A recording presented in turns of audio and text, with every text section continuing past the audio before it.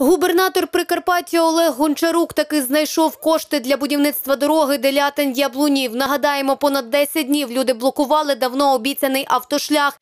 Так і не дочекавшись рішучих дій від влади, обурені мешканці особисто навідались до облдержадміністрації. На свої аргументи люди отримали у відповідь. Він сказав, що це при емоціях було, але він сказав, що якщо ви не ступитесь і не розблокуєте дорогу, то взагалі навіть того, що ми домовились, якийсь конструктивний розговір був, то навіть і того не буде. Особисто я розцінюю, що наша влада нас не чує, не знає, і взагалі ми є ніхто і ніяк нас звати. Не за дорогу Делятин-Яблунів, а за напрямок Восмолоду вирішив взяти слово народний депутат Анатолій Дирів. Таке втручання люди назвали провокацією. Дирів Анатолій, народний депутат, 86-й округ.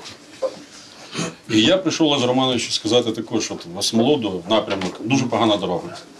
Нам обіцяють вже 4 роки відремонтувати ту дорогу.